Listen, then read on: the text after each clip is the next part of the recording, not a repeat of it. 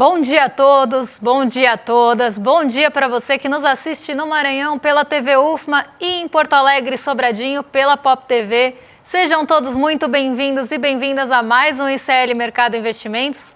Hoje, quinta-feira, é dia de conhecer as vendas no varejo. Vamos falar também do efeito Trump, o que as declarações polêmicas de promessas de campanha tiveram aí de efeito durante essa semana. Mas tem outros assuntos também para a gente tratar com vocês. A gente vai trazer o preço da cesta básica. Mas antes de tudo isso, eu vou dar bom dia para o André. Bom dia, André, como você está? Bom dia, Débora. Bom dia a todos os nossos telespectadores. Saiu a produção industrial, não, isso daí saiu ontem. Saiu o comércio hoje aí, mesmo com a Black Friday, aí tivemos uma certa decepção, então a gente vai explicar o que aconteceu. Também temos a cesta básica, já dando spoiler para a gente o que pode acontecer amanhã, quando sair o IPCA geral, né, que está sendo bem aguardado aí para saber se a gente vai ficar dentro ou fora da meta, e quanto a gente pode ficar fora da meta. Então, tem bastante assunto para a gente tratar nesse dia de hoje, nessa quinta-feira. Então, a gente já pode partir direto para a agenda, né, Débora? Então, o que o nosso telespectador pode esperar de hoje? Bom, hoje saiu produção industrial na Alemanha, logo cedinho. Na zona do euro também saíram as vendas no varejo, ambas aí de novembro.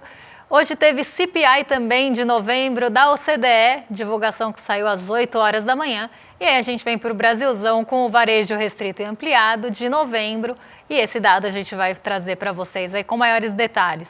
10h30 da manhã, Departamento do Trabalho traz aí os pedidos de auxílio-desemprego na semana até dia 4/1. Como essa semana os olhares eles estão bem voltados para o mercado de trabalho nos Estados Unidos, esse dado deve ganhar um pouco mais de relevância, até porque por lá a gente não tem grandes divulgações hoje, os mercados estão fechados, vocês vão ver daqui a pouquinho. Nova York não vai operar, o mercado de treasuries, de títulos, vai acabar fechando um pouco mais cedo, porque tem o funeral do Jimmy Carter, então um dia aí sem negociações em Nova York. Então o que acontece nos Estados Unidos pode ganhar um pouco mais de relevância, não por lá, porque os mercados estão fechados, mas de forma global.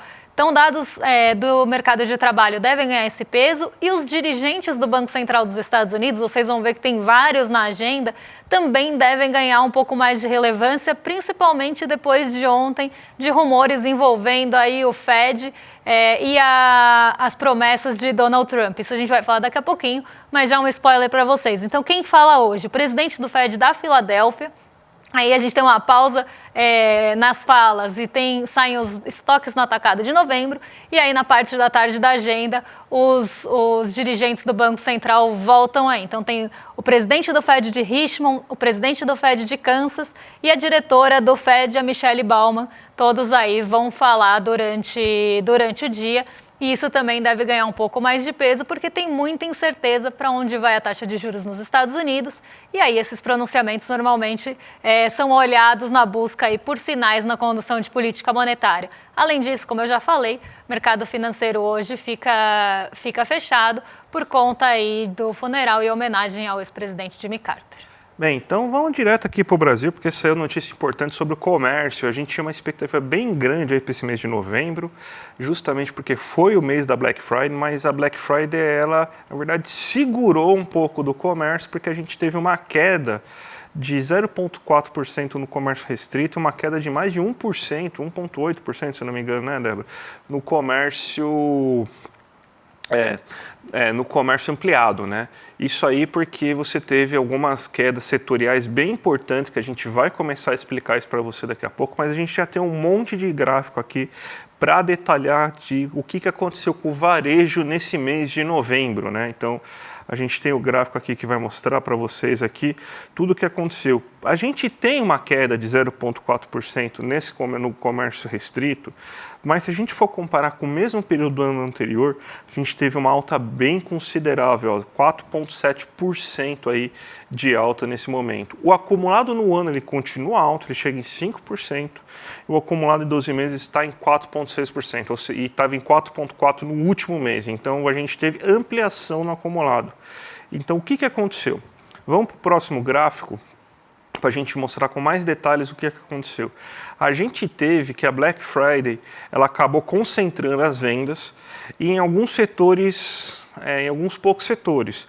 Claro, combustíveis e lubrificantes não, ninguém colocou mais álcool nem gasolina no carro por causa da Black Friday, mas daí foi um setor que cresceu. Mas a gente vê aqui, ó, tecidos, vestuários e calçados foi um setor que teve muita compra aí nesse mês de novembro, aí, principalmente na Black Friday.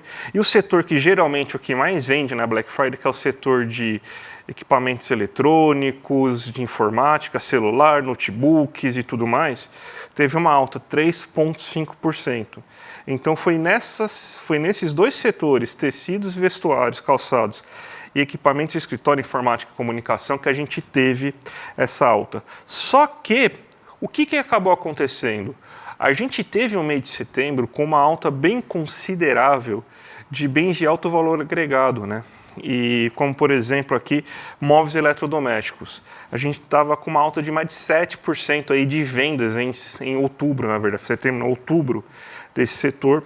E agora a gente tem uma queda de 2,8%, ou seja, primeiro que muita gente comprou esses bens no mês anterior, e esses bens aí você não compra todo mês, você compra com uma certa sazonalidade.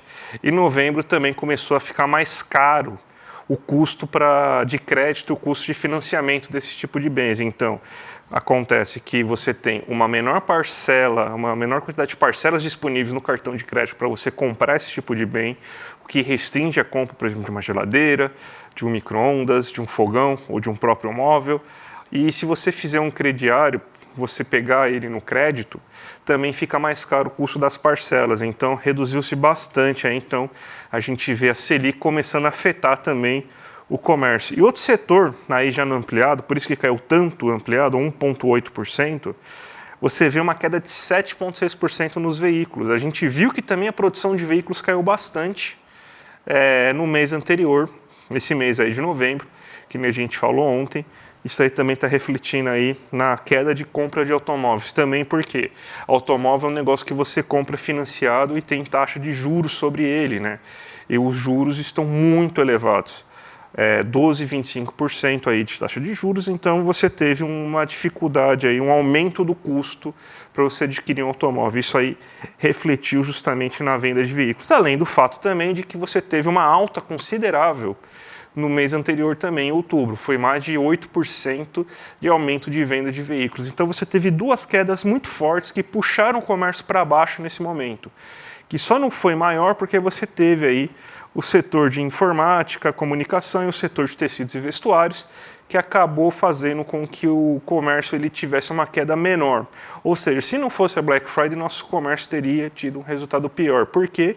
E isso daí é muito mais refletido justamente em bens de maior valor, justamente porque o custo de crédito, o custo de financiamento desses itens, que ninguém compra uma geladeira à vista, é muito difícil você comprar uma geladeira à vista, um carro à vista, tal, a não ser que você tenha seu dinheiro guardado, mas é muito difícil, a maioria das pessoas não faz isso à vista, você tem que financiar. Então, o custo de financiar esses bens de maior valor agregado aumentou esse mês de novembro. Então, a Selic já começando a gerar um certo efeito aí e piorando as condições, né? O Banco Central parece que conseguiu o que queria, né?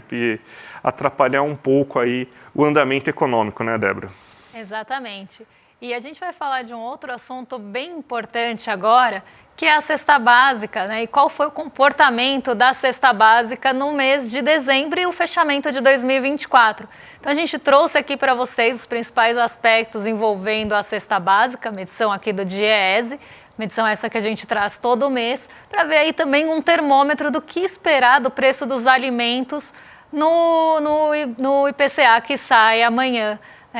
Durante a manhã, e aí a gente vai trazer para vocês. Mas já tem alguns indícios, a gente trouxe o IGPDI, agora a gente traz aí a cesta básica para ver como é que foi o comportamento dos alimentos, né, que é uma parcela importante aí da inflação. Então vamos ver aqui, para vocês, vou colocar aqui na tela para vocês acompanharem com a gente, porque a gente tem aqui as capitais, tá? Na primeira coluna, só para vocês entenderem, a variação acumulada do ano, então a variação acumulada em 2024, e na outra coluna, a variação mensal.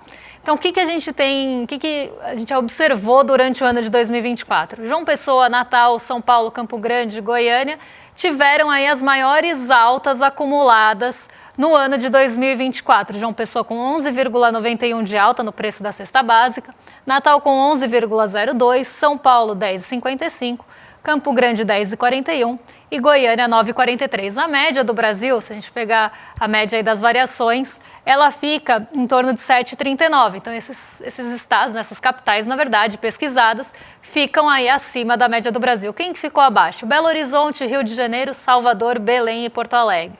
E aí a gente olha as variações mensais que foram bem agressivas em alguns casos, né? Se a gente pega Natal ali, 4,01% de alta só em dezembro, João Pessoa 2,72% de alta só em dezembro, e aí a média do Brasil foi 1,43%, e algumas capitais ali como Salvador, Belo Horizonte ficaram, inclusive, acima da média, mas está sendo considerado aqui para vocês verem que são as 5 maiores, tá? E as 5 menores, mas o que está sendo considerado é a variação acumulada. Mas tem um ponto bem interessante que eu queria trazer para vocês, porque quando a gente fala de inflação, a gente sempre escuta, mas as coisas estão caras. E a gente fala, olha, a inflação é uma variação do preço, né? Quanto estava e quanto passou a estar e quanto variou nesse período. E aí eu queria trazer um ponto para tentar tangibilizar isso para vocês, para tentar ilustrar isso para vocês. Como vocês podem ver, Porto Alegre não teve a maior variação acumulada no ano de 2024. A cesta básica subiu só 2,24 por lá, bem abaixo da média do Brasil.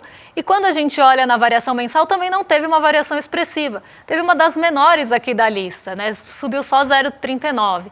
Mas quando a gente olha o preço da cesta básica em Porto Alegre, ele é bastante elevado. Porto Alegre é a terceira capital com a cesta básica mais cara. Então vamos passar aqui para o próximo gráfico, porque eu acho que isso traz realmente de forma tangível para vocês, que por mais que a gente tenha uma cesta básica cara, isso não quer dizer que ela variou muito. E o contrário também é verdadeiro, não é porque variou muito que aquilo ficou muito caro. Uma coisa é uma coisa, outra coisa é outra coisa. Uma coisa é variação do preço, outra coisa é quanto ele está custando. Por que Porto Alegre tem uma cesta básica tão cara aqui e se teve uma variação bem menor do que as outras capitais? Porque em algum dado momento, Porto Alegre teve um aumento aí de preços que levou aos R$ 783. Mas não é o que está acontecendo agora. Teve desaceleração, mas ainda assim é uma das cestas básicas mais caras do Brasil. Então vamos lá. Qual a cesta básica mais cara? Continua sendo São Paulo, com R$ 841 de custo da cesta básica. E essa cesta básica de São Paulo consome 64,4% do salário mínimo líquido no Brasil. Então aqui é assim que a gente olha. Florianópolis, R$ 809, consumindo quase 62, né? 61,98% do salário mínimo. Porto Alegre, 783, Rio de Janeiro, 779, Campo Grande, 770 e todas aí quase 60%. Então, o que isso traz para a gente, né? A cesta básica, no caso mais caro do país, consome 64,4% do salário mínimo líquido. Então, sim, um percentual bem expressivo, porque da renda de uma pessoa que ganha um salário mínimo, do que ela ganha líquido, 64% vai para itens de cesta básica, o que vai acabar limitando ali a compra de outros bens. E isso vem muito por conta da inflação de alimentos. Mas a gente tem também os casos que ficam abaixo da média. Natal, João Pessoa, Recife, Salvador e Aracaju, aí com médias, com cestas, né, custos médios de cesta básica bem menores do que nos casos mais caros e também comprometendo menos do salário mínimo líquido. O que levou esse cenário no ano de 2024 e altas tão agressivas ali no ano? Pontos que a gente já vem falando aqui. Então, o que teve um acumulado grande de alta, considerando inclusive a cesta básica mais cara? As carnes tiveram um peso importante aí nesse aumento de custo. O óleo de soja, que a gente já vem falando aqui por vários motivos, não só a indisponibilidade da soja, a menor safra de soja, a parte da soja que é exportada, mas também ali o óleo de soja que também pode ser utilizado para outros fins, como a gente já falou, e aí quando isso fica mais atrativo, vão levar ali para o mercado.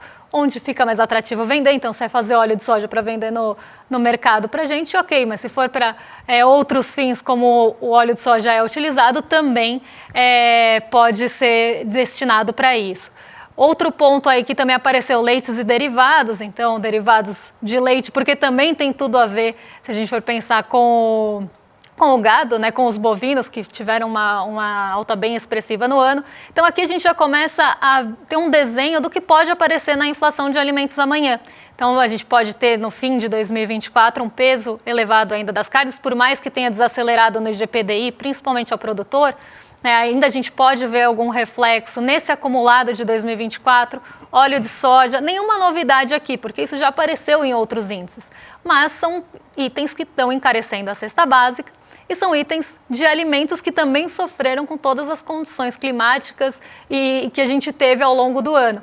Se a gente pensar, a soja não tá livre disso, o gado também não está livre disso, ainda mais pensando que a gente também exporta parte da produção bovina. O café, que não apareceu aqui, se não me engano, deve ter aparecido, mas apareceu ontem, também sofreu com tudo isso. Então, são alguns indícios que a gente deve esperar para amanhã no IPCA final. O café apareceu sim, apareceu. Teve uma das maiores altas mensais, né, o café.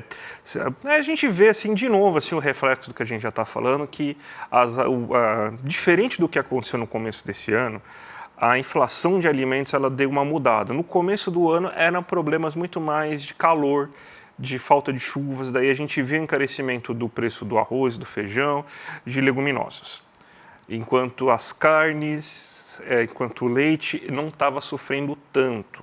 Agora, nesse finalzinho de ano, a gente vê aí o efeito aí das queimadas que ocorreram em setembro e não conseguiu se recuperar, além do café, que teve o problema das queimadas, problema da temperatura, mudança no comércio internacional, o Vietnã plantando durian e parando de plantar café, que reduziu a oferta mundial, a China querendo mais café agora nesse momento. Então, uma série de coisas aí fizeram com que o preço do café tivesse essas mudanças. Então, a gente vê que são... enquanto no primeiro semestre era bem mais generalizado o problema da inflação de alimentos, nesse segundo semestre, nesse finalzinho de ano, é muito mais pontual. Ele está mais nos bovinos, seja carne e leite. A gente tem também problema na soja, e a gente tem problema no café.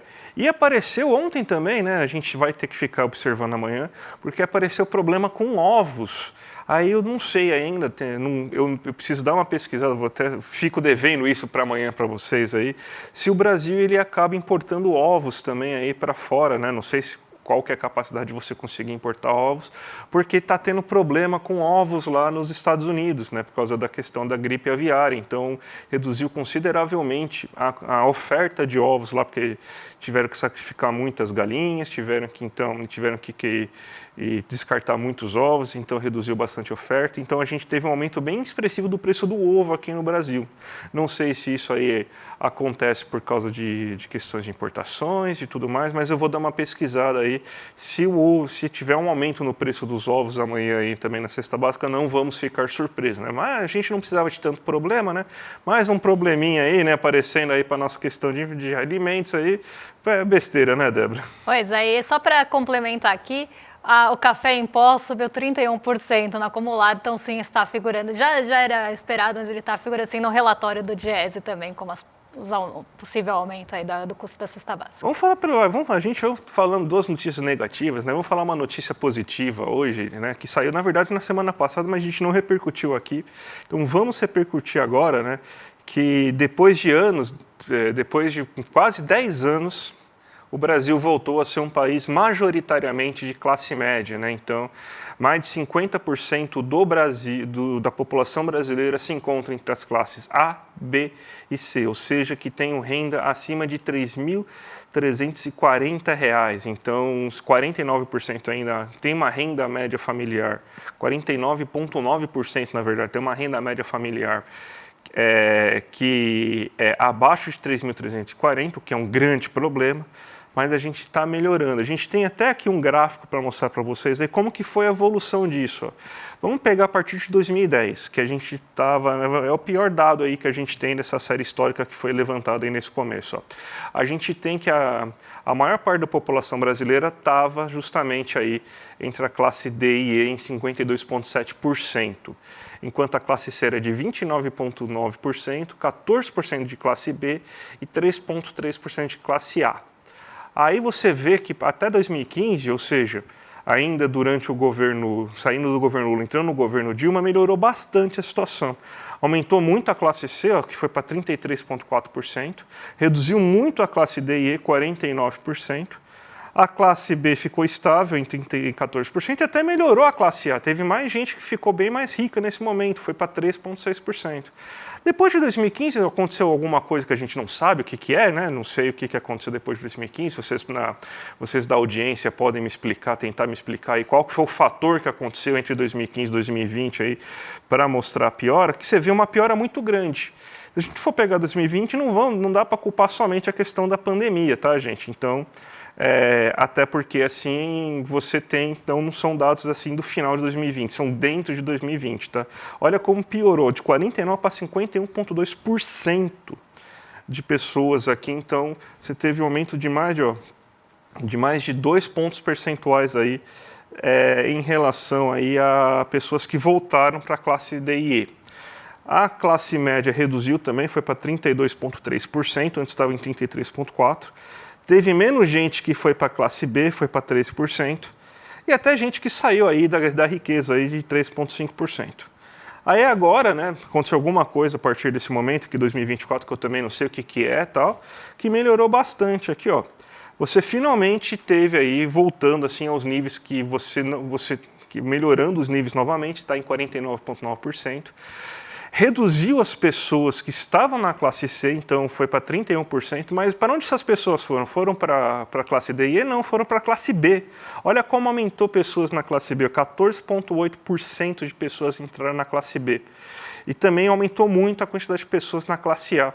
Então teve uma melhora meio que generalizada. Então, além do Brasil virar um país mais de classe média, o Brasil também está reduzindo a sua classe C. Está aumentando a classe B e a classe A. Por que está acontecendo isso?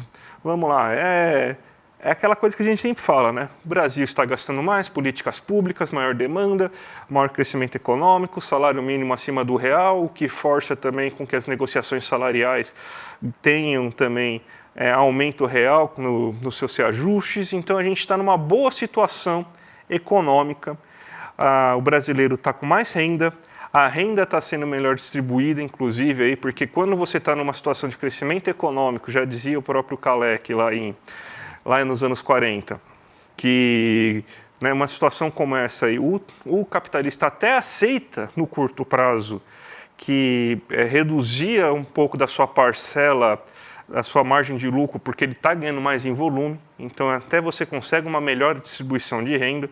Então é isso que está acontecendo.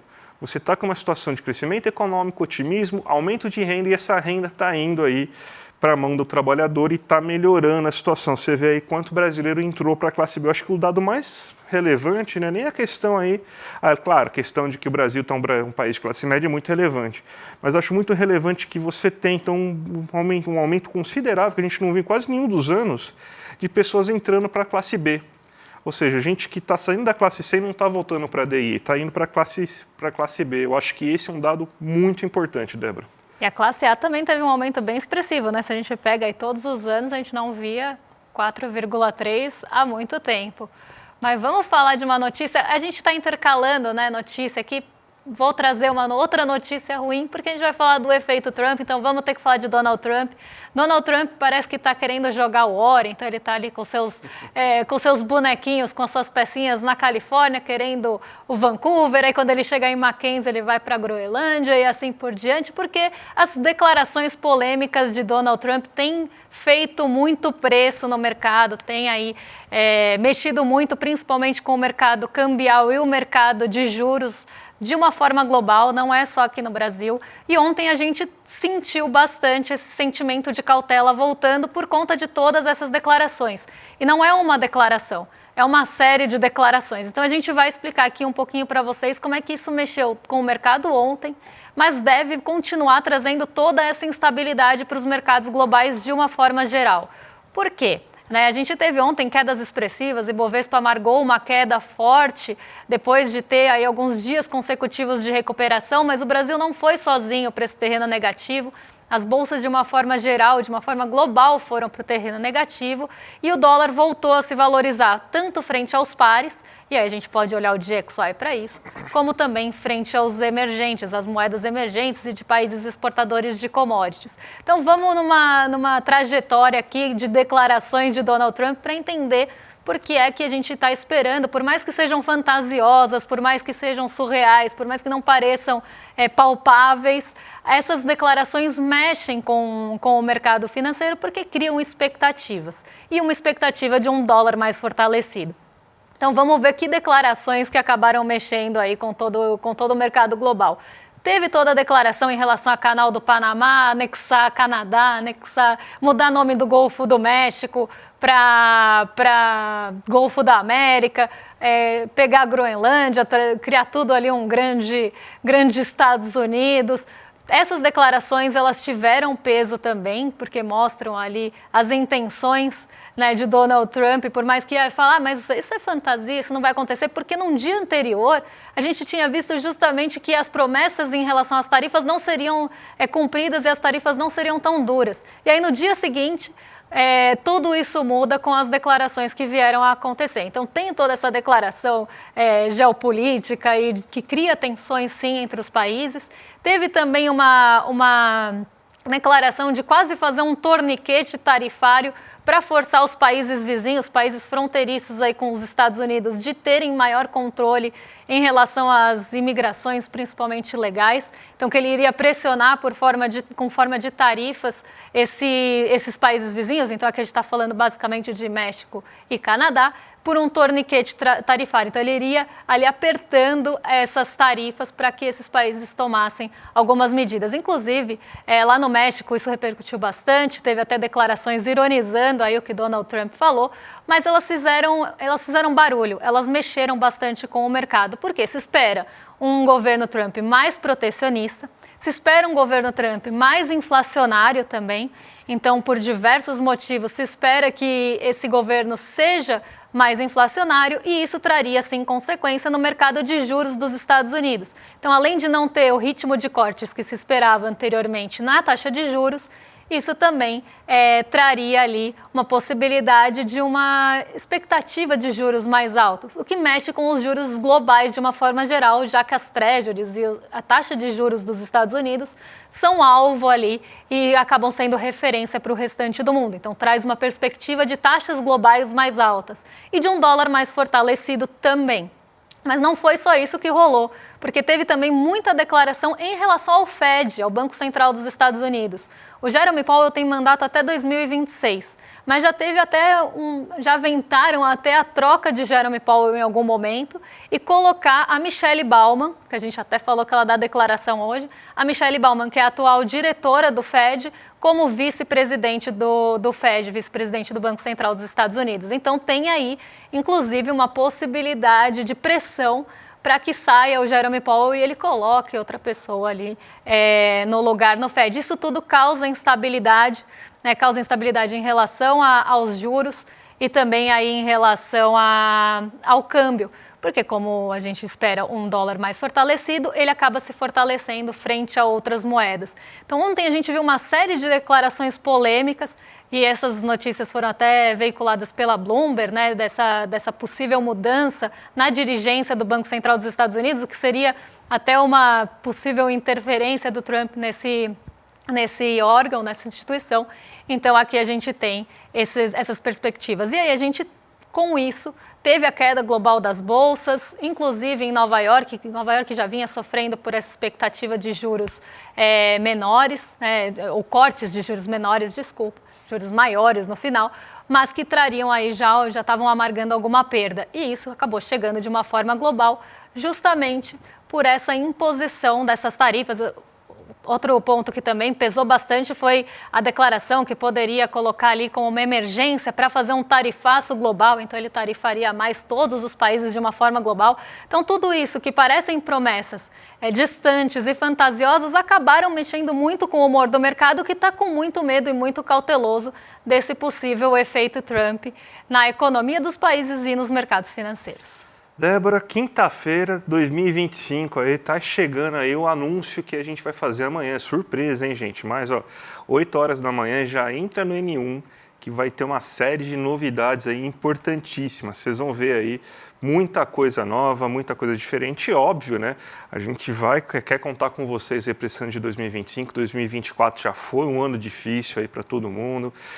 A gente sempre está tendo aí que lutar aí na beira do precipício contra a barbárie, e a gente ainda tem gente, vai ter mais luta ainda esse ano, tem Donald Trump, tem Zuckerberg, tem Elon Musk aí, o pessoal se juntou, vai ser trabalhoso, então a gente vai precisar de vocês aí, e amanhã então a gente vai chamar vocês aí para essas novidades, tá bom?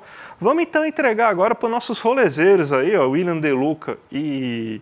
Não, hoje é Robertinho, pô, o William De Luca aí vai folgar, hein? Olha, não é à toa que eu dei o chinelinho pra ele aí no Amigo Secreto. A primeira semana o cara já folgando, gente.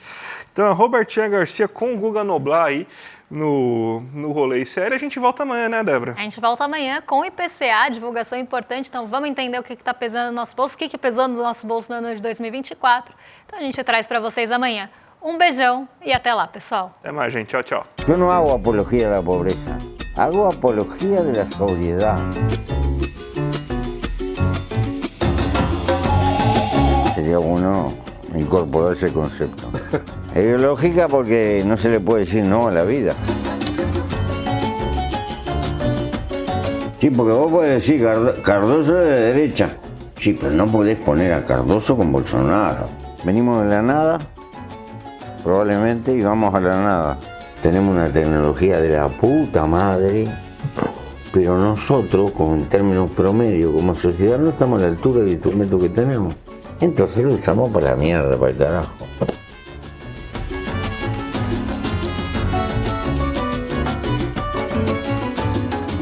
Cosa, y vos decís, ¿cómo llegué? ¿Tenés esperanza en la humanidad?